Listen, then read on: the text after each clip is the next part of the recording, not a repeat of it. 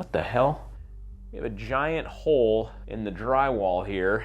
This particular house, I don't think it's like a drug house or anything like that, but you do get some meth labs up in these woods occasionally. Oh boy, that's inviting. Someone was trying to like light this thing up, or that's odd. I told you they do some weird shit up here in the sticks. Very suspicious. Now I come back here and there's white powder everywhere, so I'm not really sure what's going on. This whole thing was just completely covered in trees where you couldn't even see back there. We started clearing out these trees. I do believe it is very important though to leave some trees, because if you come in and you just clear cut everything, it's gonna look like a boneyard once you're done. We literally almost lost the entire log truck down off of this bank. That did delay us for a handful of days. Things like this happen. It did cost us a little bit of money. We have these slash piles piled up everywhere. These things are like 20 feet tall. These are massive, massive bonfires. Here's the untouched side. Spin you around here and look at the work we've been doing here closer into the house. There's a lot of work to be done.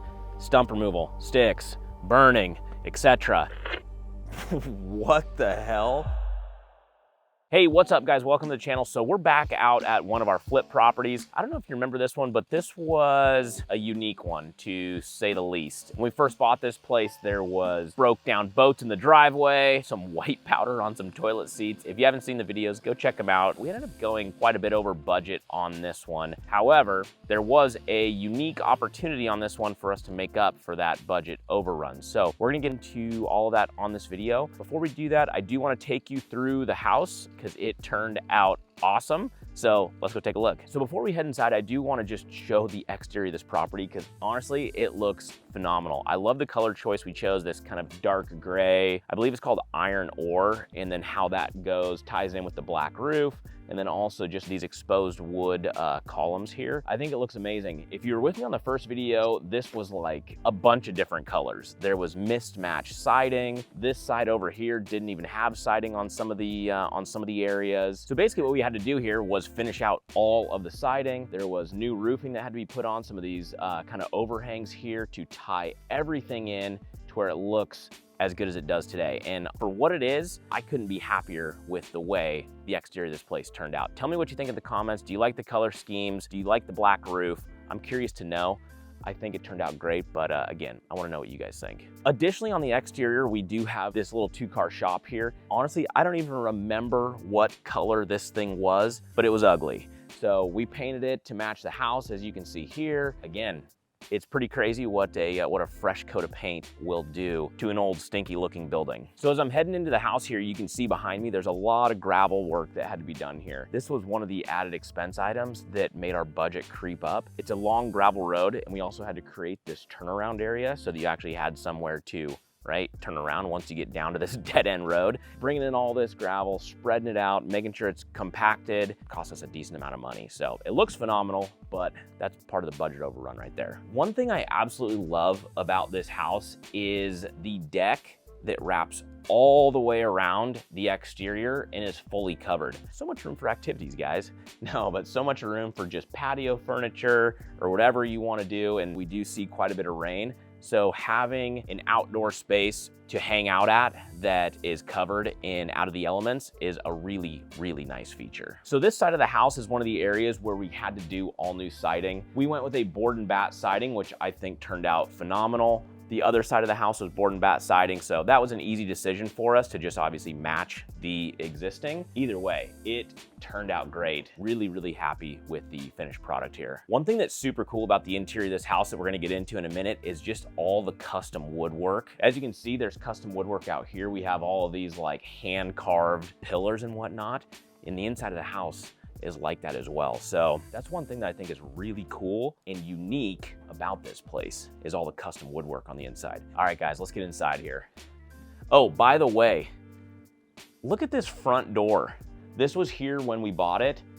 Obviously, we kept it. This is probably one of the coolest front doors I have ever seen. I mean, this thing is literally solid Doug fir door. I love this thing. All right, let's check it out.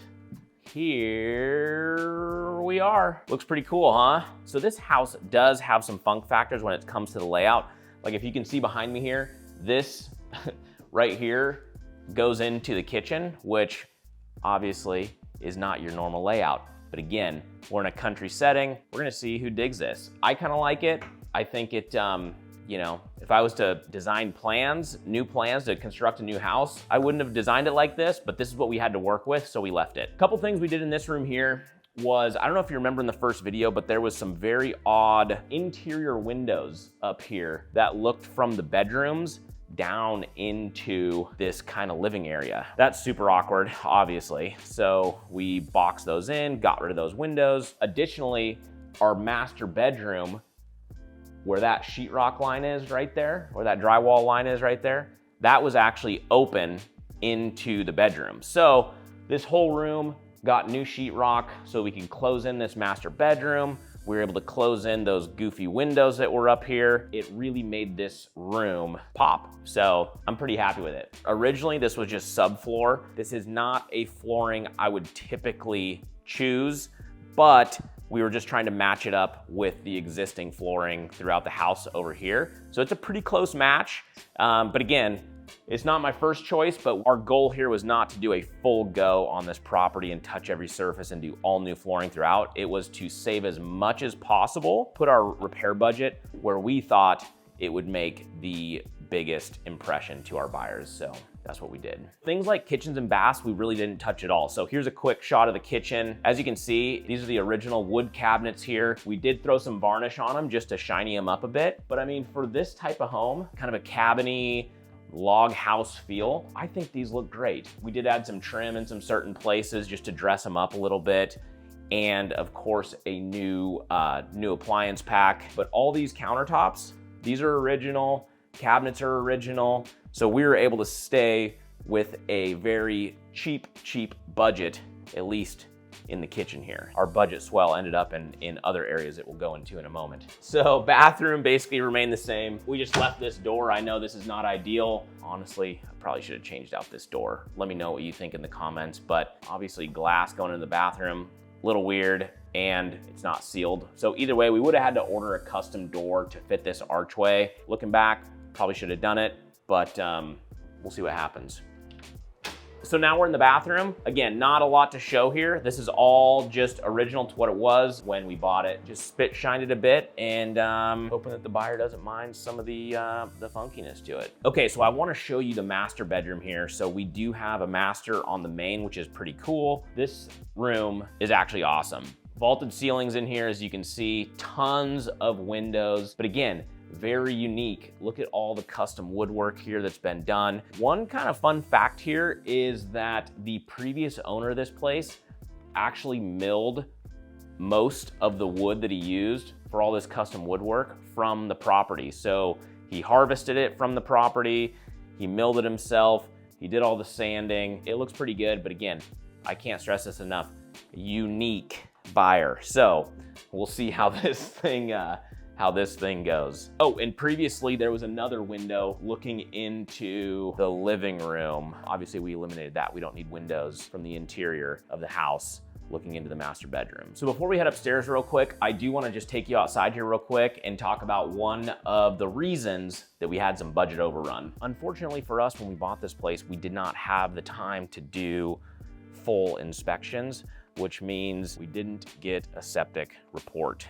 And long story short, the septic was failing and we actually had to install a full new septic system here. That is a costly endeavor, my friends. So I think the final number on that was around $15,000 for a new septic. You can see the tank lid here, and then the drain lines run off that direction here, but that was an unforeseen item that we were not planning on doing. So right there, add 15,000 to the budget. All right, let's head on upstairs. Another item that caused us to go way over budget was drywall. We, after the fact, made the decision to do quite a bit of drywall work. All new drywall in this room. This is where there was a window right here. There was a big, weird, gaping hole right here that went out above the front door here. So there was drywall work there. And then basically that whole lower level in that entrance room that, or in that kind of living room with the wood stove there, there was a lot of drywall work to be done in there. And that was a $10,000 addition. So just between drywall and the septic system, it's about a $25,000 increase in our budget. We did kind of make up for it in another area that I'm excited to talk to you about, and we'll get into that in just a little bit. I really think this place is cool and has so many unique factors to it. So this is upstairs in the landing area off the main stairwell here. Again, I don't know if everyone's gonna like this, but I just love all the wood accents throughout the house. I think it's cool. Then one of the bedrooms up here that we're stepping into right now is actually like all reclaimed barn wood. I've never seen it before in a bedroom like this, so I think I'm just like, holy smokes, this is really cool. Let me know what you guys think about this. Would you want barn wood in one of the rooms in your house, or is this just weird? I think it's cool, but I'm curious on your opinion. Do you like it? Do you love it? Do you hate it? Let me know. So additionally, off this room, we have this massive deck up here. So we have a slider that goes out to this pretty cool covered deck up here, which again, rainy seasons, this is gonna be nice to hang out. We have some cool views out the top here, as you can see.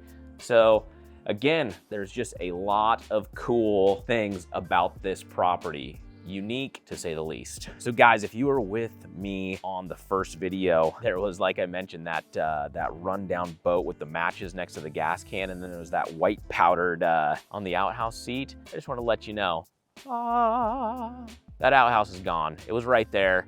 We sweeped it out of here. No more outhouse, no more white powder. Problem solved. Case closed. So that basically wraps up the interior of the home. I'm gonna take you guys up on this really cool kind of knoll on the property here real quick. We'll get into the numbers on this deal, and then also where we made some little secret profits here. But as I'm going up here, as you can see, originally when we bought this place, this was covered in timber. Some people say, hey, leave the trees. Most people say leave the trees, actually, to be honest with you. We did our best here to we de-stumped a lot of this stuff in close to the house like this, kind of graded everything out. It's not perfect, but it gives the new buyer basically a blank canvas to do whatever they want out here, whether they want to keep it kind of a gradual slope. There's plenty of room for a giant shop or horse barn now that we've removed all the trees. It gives some city slicker the ability to do whatever their heart desires out here, which is pretty cool. Me personally, I'd probably put up a dirt bike track. That's just me. So I'm up on the kind of the grassy knoll, if you will. So this is kind of the only part of the property that has been undisrupted from our logging ventures. Just picture this, having some grass seed down there. All that dirt you see down there, all we need to do, or the new buyer needs to do, is throw some grass seed down come fall this year. And by next summer, this entire place will just be gently sloped, grassy meadow. Like, it'll look incredible. Kind of in love with this property, to be honest with you, and the land. So let's get into the numbers, the moment you guys have all been waiting for here. So basically, like I mentioned, our repairs went up, but that was kind of counteracted by the logging income. So originally, when we harvested these logs, we were thinking we were going to net around $75,000. After the money it cost us to de-stump and grade and everything, we ended up actually grossing more like around $120,000, and then we had about $20,000 in cleanup. So we actually netted from the timber harvest right at around $100,000, which is huge. Maybe aesthetically, if you like the trees, great, but financially, as a business, as a house flipper, there's no way you're getting 100 grand more by leaving the trees. So financially, smart move. So we bought this place for $375,000. After we then take out our timber money, right? So let's reduce our cost basis down from $375 to $275.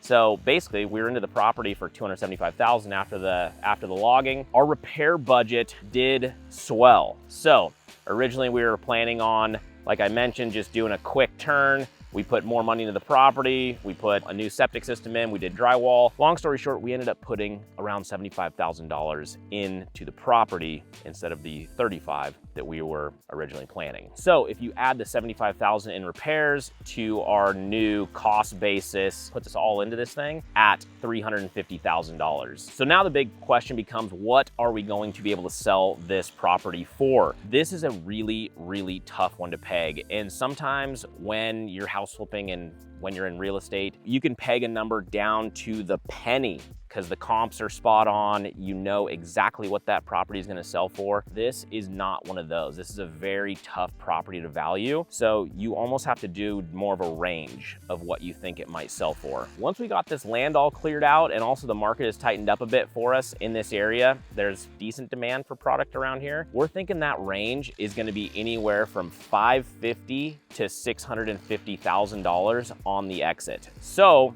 we're going live on the market with this thing at $649,000. We'll see where it ends up. I'm bullish on it, obviously. We're not trying to just overprice it for no reason, but I think given the land, 7 acres, tucked away down a long private driveway, rolling hill views, and a unique property, I think $650,000 is a reasonable price for it. So time will tell. We'll see what happens on this thing. But if we sell it for $650,000, that'd be a $300,000 profit on this deal, which would be huge. It'd be the biggest deal of the year so far. So again, we'll see what happens here. Guys, I love taking you out in the field, showing you the finished product like this. These are some of my favorite days. You know, I don't have to put my mask on and walk through dog poop and all that stuff, but I know you're gonna wanna join me on those ones too. So hit the subscribe button and we'll see you on the next one. All right, see ya.